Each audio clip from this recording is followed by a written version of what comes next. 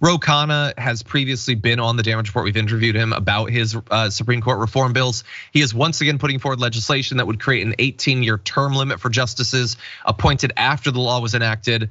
Like there's no reasonable argument against this in terms of it being unfair. It wouldn't even apply to the judges that are on the court right now. You'd still have decades of these. Amy Coney Barrett would still be on there until 2050 or whatever.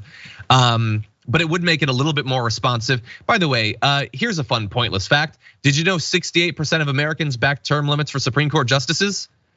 Doesn't matter. That might matter in a democracy, doesn't matter here. That means a significant number of conservatives, by the way, are perfectly comfortable with it. And look, at some point, we will get them on our side.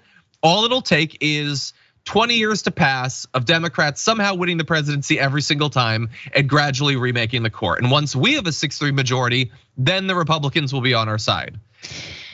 I mean, this is the thing. This is a really rough moment, and it's really easy to get down and desperate. And so I just want to speak to that because I think a lot of us are feeling that right now. And given what you just laid out, and given that the Senate, map in 2024 is not looking good for Democrats.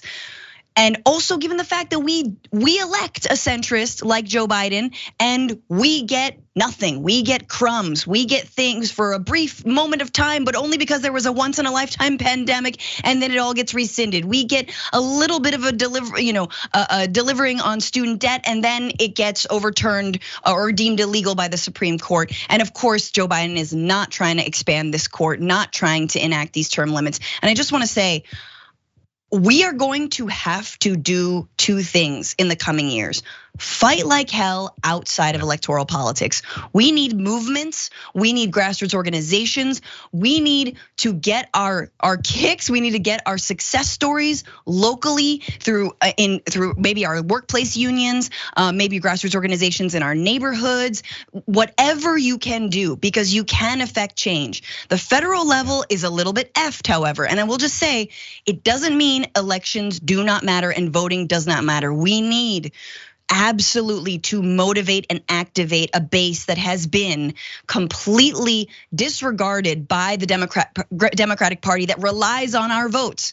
Young people, people of color, women of color, black women who constantly, they're the backbone of the Democratic Party. Well, what have you done for black women? What have you done for black women?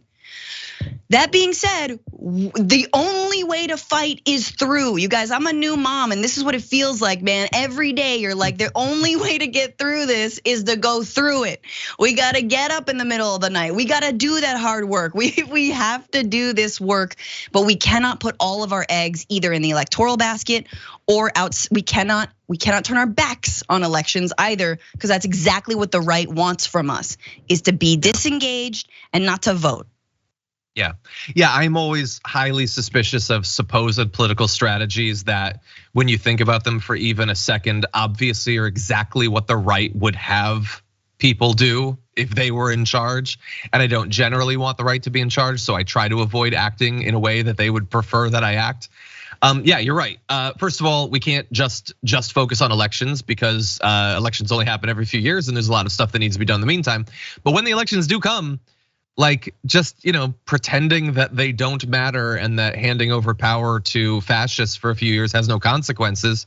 I like to be able to say that I warned people beforehand, but also now we continue to see the results of it. It is incredibly consequential. Don't at me, look at the Supreme Court, at what they have done. But anyway, as Francesca says, just focusing on elections is also an abdication of the responsibilities that we have as citizens.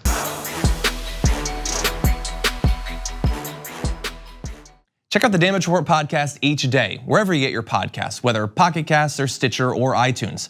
You can join me as I give you the news and stories you want, with a range of co-hosts and interview guests jumping in on the fun each day. Again, that's the Damage Report, wherever you get your podcasts. And if you get them at iTunes, don't forget to rate and review. Sometimes I'll read them live on the show.